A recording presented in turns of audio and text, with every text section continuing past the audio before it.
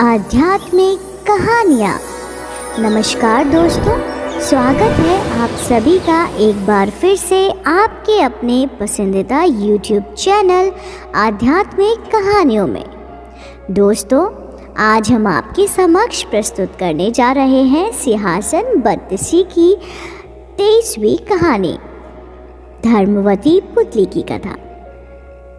जब राजा भोज एक बार फिर सिंहासन पर बैठने लगे तो 23वीं पुतली धर्मवती वहां आ गई।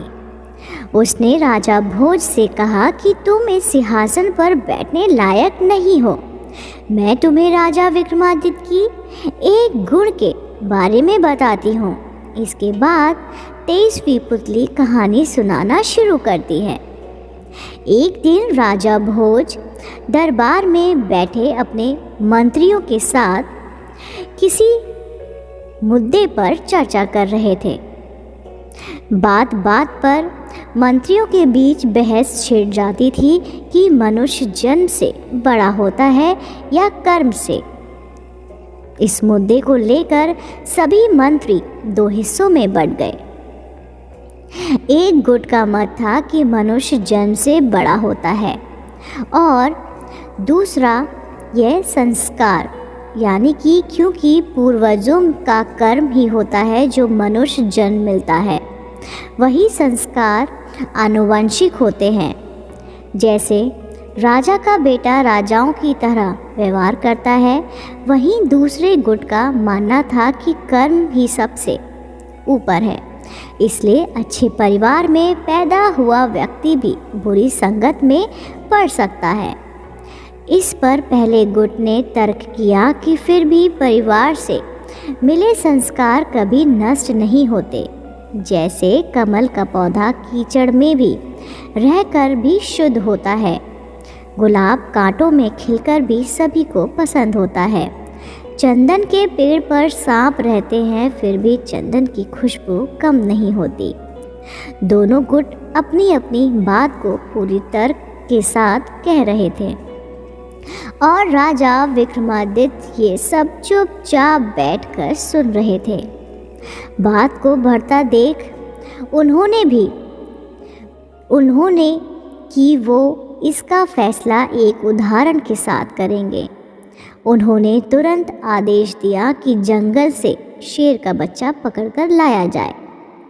राजा का आदेश मिलते ही सैनिक जंगल से शेर का नवजात बच्चा उठाकर ले आए। फिर उन्होंने एक गडरिये को दरबार में बुलाया और उसे शेर का बच्चा देते हुए कहा, इसे बकरी के बच्चों के साथ पालना।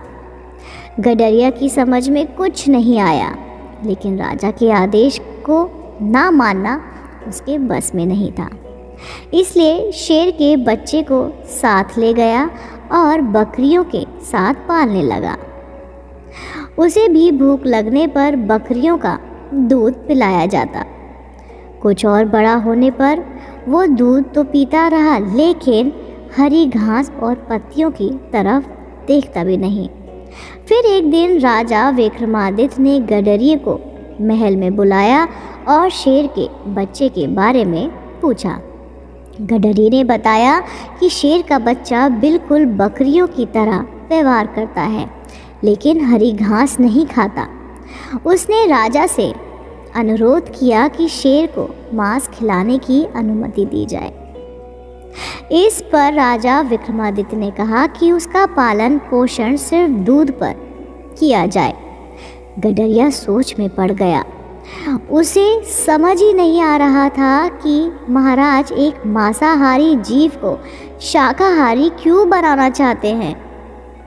यही सोचता सोचता वो घर लौटा गया। शेर का बच्चा अब काफ़ी बड़ा हो गया था।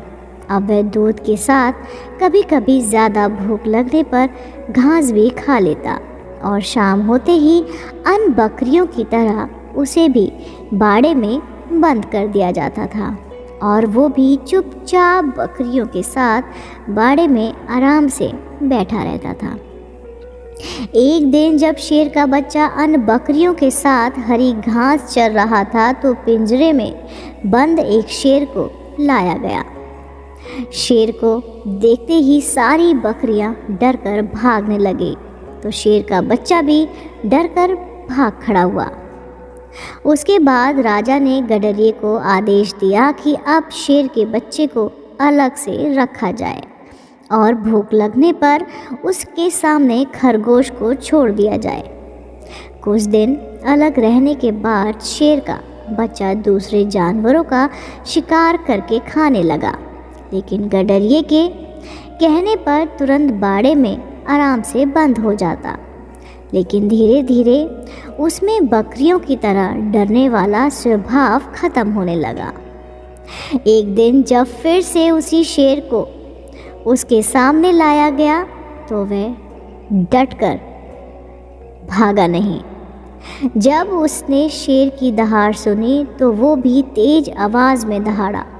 यह सब देखने के बाद राजा ने अपने मंत्रियों से कहा कि इंसान का व्यवहार जन्म से उसके साथ होता है और जब उसे मौका मिलता है तो वह खुद से सामने आ जाता है। जैसे इस शेर को बचपन से बकरियों के साथ रखा गया, लेकिन उससे अलग करते ही इसका असली व्यवहार सभी के सामने आ गया, जबकि उसे किसी ने सिखाया नहीं था। इसलिए मनुष्य का सम्मान भी उसी के कर्म के अनुसार किया जाना चाहिए। हालांकि सभी राजा की बात से सहमत हो गए, लेकिन एक दीवान ने कहा कि राजकुल में पैदा होने वाला ही राजा होता है, वरना 7 जन्मों तक कर्म करने के बाद भी कोई राजा नहीं बनता। इस बात पर राजा विक्रमादित्य मुस्कुरा दिए। समय बीतता गया और एक दिन उसके दरबार में एक नाविक राजा को भेंट करने के लिए सुंदर फूल लेकर आया। दरबार में मौजूद सभी लोगों ने पहली बार इतना सुंदर फूल देखा था। राजा ने सैनिकों को यह पता लगाने के लिए भेजा कि यह फूल कहाँ से उगता है।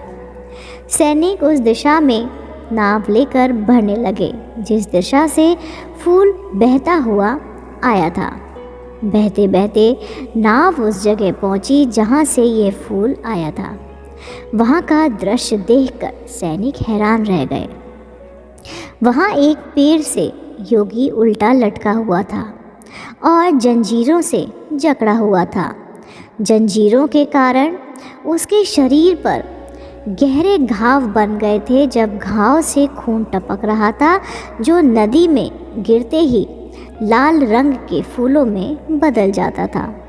वहीं पास के कुछ साधु बैठकर तपस्या कर रहे थे।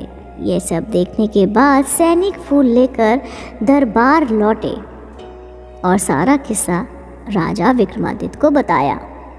यह सब सुनने के बाद राजा विक्रमादित्य ने उस दीवान की तरफ देखा जिसने कहा था कि राजा का बेटा ही राजा बनता है।